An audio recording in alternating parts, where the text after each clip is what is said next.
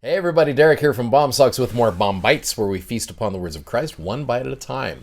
So yesterday we talked about official declaration number 2, where again the gospel and the blessings of the gospel have now been extended to every worthy male. I want to rewind a little bit and put you in a situation that I think, again, very much a real situation. 1976. So imagine you're serving a mission in California in 1976. You're teaching an African-American family. They love what you are teaching them.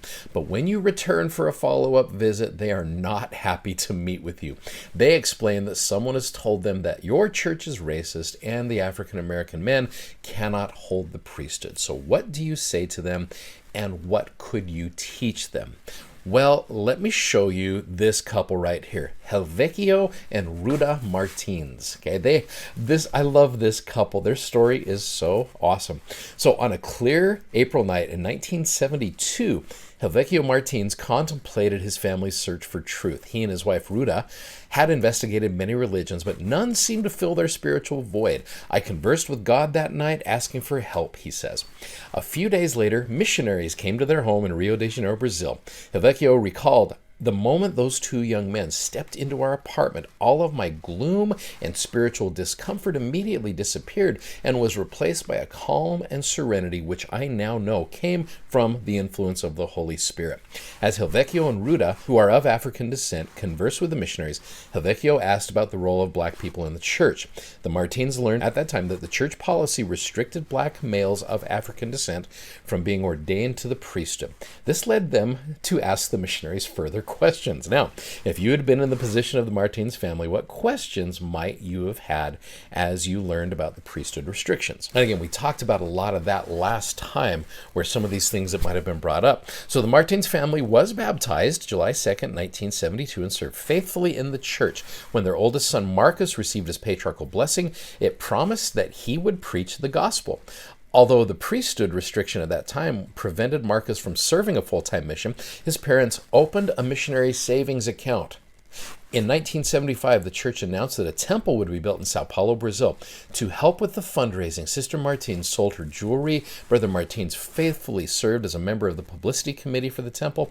The Martins family made these sacrifices even though they believed that they would not have the opportunity to receive priesthood ordinances in the temple. Oh, these guys are amazing. So why do you think this family, the Martins family, was willing to be baptized and serve faithfully in the church, even though they were affected by the priesthood restriction at that time?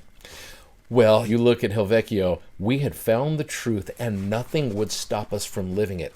When the Spirit tells you the gospel is true, how can you deny it? So the question is, what would you say is a principle of truth that we can learn from the Martins family? This is where you could maybe even stop the video and talk about it for a minute, because again, this family, I want you to see, here they are. They know what's currently going on, and yet they are still choosing to act in faith. So take a second and talk about this. We'll come right back. Okay, I love their faith. So let me kind of finish their story here. So after learning about the revelation which extended the priesthood to all worthy males, which we talked about last time, Helvecchio recalled, "I could not contain my emotions. Ruda and I went into our bedroom, we knelt down, and we prayed. We wept as we thanked our Father in heaven for an event that we had only dreamed about. The day had actually arrived, and in our mortal lives." So soon after the 1978 revelation, the Martins family were sealed in the temple. Their son Marcus was the first church member of African descent to serve a mission after the revelation to end the priesthood restriction. Helvecchio became a local priesthood leader and eventually was called to serve as a member of the 70.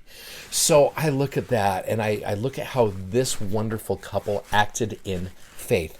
They kept an eternal perspective and they kept looking to divinely appointed sources through this process. So again, I can only imagine how difficult this was for them, and the many times where maybe they were struggling with their faith. But I love how they stayed with it. And this couple is an example to me of how to do what we are going to talk about tomorrow to kind of conclude all of this week here, as we talk about the Articles of Faith, and as we talked about official declaration number 1 and official declaration number 2, how it can apply to our lives and help us when we have certain questions as well. Hey, thanks for watching, thanks for subscribing, and thanks for sharing these messages. We love that you do that. Go check out our amazing gospel-themed socks at bombsocks.com, and we'll see you tomorrow. Godspeed. Bye-bye.